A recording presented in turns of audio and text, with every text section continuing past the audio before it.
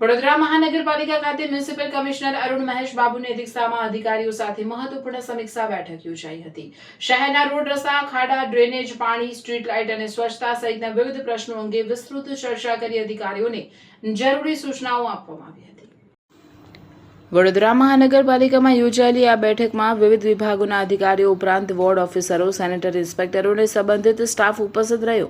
શહેરના નાગરિકોને પડતી સમસ્યાઓનું ઝડપી નિરાકરણ આવે તે માટે કામગીરીની સમીક્ષા કરવામાં આવી હતી। શહેરના અનેક વિસ્તારોમાં રસ્તાઓ પર પડેલા ખાડાઓને લઈને મ્યુનિસિપલ કમિશનર ગંભીરતા દાખવી ઓફિસરોને ખાડા પૂરવાની કામગીરીમાં ઝડપ લાવવા તેમજ જરૂરિયાત મુજબ દિવસ રાત કામગીરી કરીને રસ્તાઓની સ્થિતિ સુધારવા માટે સ્પષ્ટ સૂચનાઓ આપવામાં આવી હતી। બેઠક દરમિયાન પાણી પુરવઠો, ડ્રેનેજ વ્યવસ્થા અને સ્ટ્રીટ લાઇટ સહિતની મૂળભૂત સુવિધાઓની પણ સ્થિતિ ચકાસવામાં આવી। ખાસ કરીને જ્યાં ડ્રેનેજ લાઇનો ઉભરાવાની ફરિયાદો છે તે વિસ્તારોમાં વિલંબ કર્યા વિના કામગીરી હાથ ધરવા સંબંધિત અધિકારીઓને તાકીદ કરવામાં આવી હતી। વડોદરા શહેરના 4 ઝોનમાં નવા વેજીટેબલ માર્કેટ ઊભા કરવા અંગે પણ બેઠકમાં ચર્ચા કરવામાં આવી હતી। આ ઉપરાંત આશરે 50 નવી આંગણવાડીઓ બનાવવાની કામગીરીને આગળ વધારવા અંગે પણ અધિકારીઓ પાસેથી માહિતી લેવામાં આવી હતી। શહેરની સફાઈ વ્યવસ્થાને વધુ અસરકારક બનાવવા માટે આધુનિક મશીનોની ખરીદી તેમજ જ્યાં જરૂરિયાત હોય ત્યાં વધારાના સફાઈ કર્મચારીઓની ભરતી કરવા અંગે પણ આયોજન કરવામાં આવશે। સ્વચ્છતા વ્યવસ્થામાં કોઈ બેદરકારી ન રહે તે માટે સતત મોનિટરિંગ કરવા સૂચના આપવામાં આવી હતી। શહેરમાં ટ્રાફિક સિગ્નલની વ્યવસ્થા, જાહેર રસ્તાઓ પરના દબાણો દૂર કરવા તેમજ ખુલ્લા પ્લોટોમાં થતી ગંદકી દૂર કરવા જેવા મુદ્દાઓ પણ બેઠકમાં ચર્ચાના કેન્દ્રમાં રહ્યા। આગામી દિવસોમાં શહેરની સ્વચ્છતા અને જાહેર સુવિધાઓ પર વિશેષ ધ્યાન આપવા અધિકારીઓને જણાવવામાં આવ્યું હતું। આ સાથે સોલાર લાઇટની સુવિધા વધારવા તેમજ વડોદરાના પ્લેનેટોરિયમને ફરી કાર્યરત કરવા અંગે પણ આયોજનની ચર્ચા થઈ હતી। શહેરના ઇન્ફ્રાસ્ટ્રક્ચરને વધુ સુદૃઢ બનાવવા માટે વિવિધ વિકાસલક્ષી કામોને તબક્કાવાર આગળ વધારવા અંગે અધિકારીઓ સાથે ચર્ચા કરવામાં આવી હતી। ખાસ કરીને ડ્રેનેજ અને પાણીની લાઇનોની કામગીરી પૂર્ણ થયા બાદ જ રોડનું કામ કરવામાં આવે તે બાબતે મ્યુનિસિપલ કમિશનરે ભાર મૂક્યો હતો। આગામી સમયમાં શહેરમાં અંદાજે 70% જેટલા આરસીસી રોડ બનાવવાના આયોજન અંગે પણ બેઠકમાં ચર્ચા કરવામાં આવી હતી। ગાર્ડન ડિપાર્ટમેન્ટમાં અને હેરિટેજ ડિપાર્ટમેન્ટના પણ જે સિવિલ કામો છે એ પણ વધારે અત્યારે ચોમાસા પછી વેગ આપવા માટે અમે નક્કી કરીને આગળ વધવાના છે।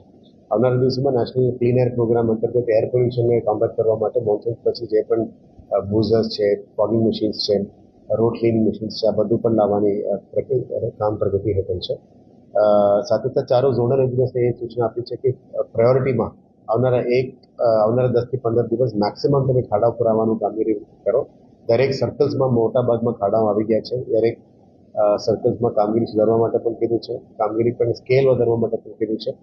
દિવસ અને રાતમાં પણ કામગીરી કરવાની સૂચના આપી રહ્યા છે એક્સચેન્જર બિઝનેસને। ગઈકાલે થોડું પોલિટિકલ રજૂઆત આવેલી હતી કે અત્યારે જે મહાદેવ મંદિરોની જે તલાવ વિઝિટ છે એ તલાવનું શુદ્ધિકરણ કરવાની છે અને જ્યાં રોડમાં પણ રોડની હાલત થોડી ખરાબ છે તે સુધારવા માટે પણ કીધું છે। એટલે આના ઉપર પણ કામગીરી કરવા માટે અત્યારે સૂચના આપવામાં આવી રહ્યા છે। પછી બ્રિજેસમાં પણ આપ જોઈ શકો છો માટી ભરાઈ ગઈ છે અને બ્રિજેસની માટી ક્લિનિંગનું કામ પણ અમે ટૂંકા સમયમાં શરૂ કરી દેવાના છે। સાથે સાથે વ્હીકલ પુલમાં હવે પ્રગતિ હેઠળ આવી ગઈ છે કે ચારો ઝોનમાં નવા વ્હીકલ પુલ્સ બનવાની જે તૈયારી છે એ પણ આગળ વધી જવાના છે। સોલર ટ્રીઝ અમારો ઓલમોસ્ટ 30 સોલર ટ્રીઝ લાગી ગયું છે, એટલે ટૂંકા સમયમાં સોલર ટ્રીઝનું પણ અમે પદાધિકારીઓ સાથે મળીને તારીખ નક્કી કરીને ઉદઘાટન પણ કરવાના છે, જેનાથી ગ્રીન એનર્જીનું જે પુશ સિટીમાં છે એના ઉપર અમે ભાર મૂકી રહ્યા છે।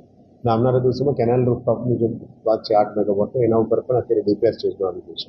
આજે પ્લાનેટોરિયમની પણ વાત થઈ, પ્લાનેટોરિયમમાં નવું પ્લાનેટોરિયમની ટેલિસ્કોપ મૂકવાની પણ અત્યારે પ્રગતિ હેઠળ છે અને 4 વર્ષથી બંધ હતી અને પ્લાનેટોરિયમને ફરી લાઈફમાં લાવવા માટે પણ નક્કી કરીને કામગીરી આગળ વધી રહ્યા છે અને ખોજ મ્યુઝિયમ ઉપર પણ આજે ચર્ચા કરીને અમે આગળ વધવાના છે।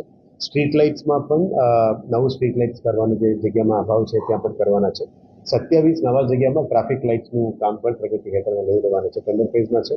એ ટૂંકા સમયમાં વડોદરા શહેરને જે યુ વિસ્તાર છે, ઓજી વિસ્તાર છે, ત્યાં ટ્રાફિક સિગ્નલ્સ નથી, ત્યાં પણ ટ્રાફિક સિગ્નલ્સ મૂકવા માટે અમે ઓલમોસ્ટ 27 લોકેશન્સમાં કામગીરી પણ શરૂ કરી દેવામાં આવશે।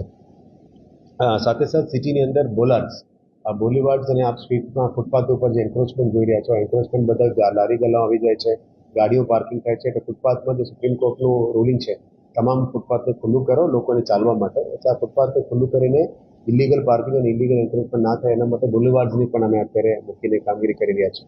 આ બોલીવાર્ડ્સ મૂકવાથી જ દબાણ ઓછું થઈ શકે અને લોકોમાં ટ્રાફિક ડિસિપ્લિન પણ લાવી શકાય, એ બાબતની ચર્ચાઓ છે। અને ટ્રાફિક ડિપાર્ટમેન્ટ સાથે મળીને પણ અમારું આ કામગીરી આગળ લઈ જવાનું નક્કી કર્યું છે. ઝૂમાં પણ આજવા સફારી પાર્કમાં જે ઝૂ વિસ્તાર છે નવા ડિઝાઇન માટે આવી ગયું છે. આ વખતે નમો આરોગ્ય વન અને નમો અર્બન મોલ એ પણ રાજ્ય સરકાર અને ભારત સરકારમાંથી આવ્યું છે. ટૂંકા સમયમાં એનું પણ પ્લાનિંગ શરૂ થઈ ગયું છે. લિનિયર પાર્કના સાથે સાથે નમો આરોગ્ય વન